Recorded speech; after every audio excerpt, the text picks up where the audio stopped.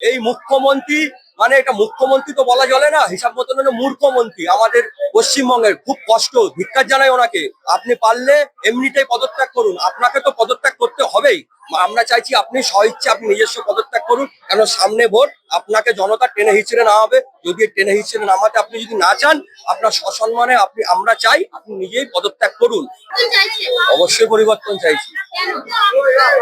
পরিবর্তন চাইছি এই করে আমাদের যুব সমাজটাকে তো ঘেটে দিয়েছে, চাকরি বাকরি নেই। এখন নতুন একটা প্রকল্প করেছে ছেলেদের ক্ষেত্রে ১,৫০০ টাকা। এই ১,৫০০ টাকা যেখানকার আপনাদের মানে দার্জিলিং এর কোনো বিধায়ক, আমার নামটা কোনো ওনার মনে নেই, উনি বলছে ১,৫০০ টাকা গুটখা যারা খেতে ভালোবাসে গুটখা খাওয়ার জন্য ১,৫০০ টাকা নাকি হাতে তুলে দেওয়া হচ্ছে। এই যদি আমাদের মাননীয় হয়, আর মাননীয় যদি আনুষাঙ্গিক সাঙ্গ পাঙ্গ বলছি আমি, যারা ওনার হাত পা টানা যারা আছে, তারা যদি এই কথা বলতে পারে, তাহলে আমরা কোথায় যাব?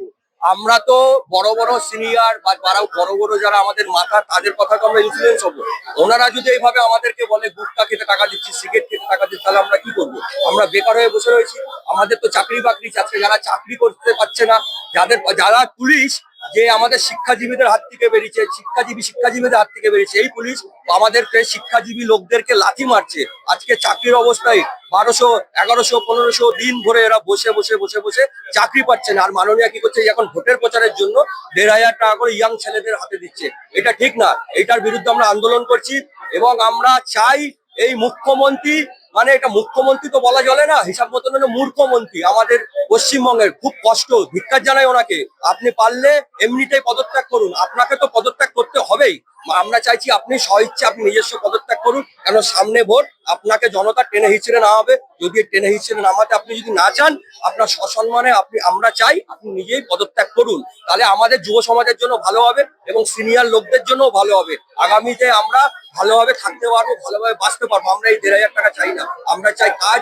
আমি বাইরে থেকে এসেছি, গতকাল আমি বাইরে থেকে এসেছি। আমি কেন বাইরে কাজের চাকরির জন্য যাবো? আমার তো বাইরে চাকরির জন্য যাওয়ার দরকার নেই। আমি পশ্চিমবঙ্গবাসী, আমি চাইবো পশ্চিমবঙ্গে আমি চাকরি করতে পারি। এখানে চাকরি নেই, আমি গুজরাট থেকে আসলাম। আমি গতকাল রাত্রিবেলা 11:30টার সময় গুজরাট থেকে আসলাম। আমি বাইরে চাকরি করতে গেছি, কিছু করার নেই। এখানে চাকরি নেই, কি করব? আমাকে আবার এই ভোটের পর আমি চলে যাবো। আমি চাইছি যাতে না যেতে হয়, এখানে যাতে আমরা ভালোভাবে সুস্থভাবে চাকরি করতে পারি, ভালোভাবে বাঁচতে পারি।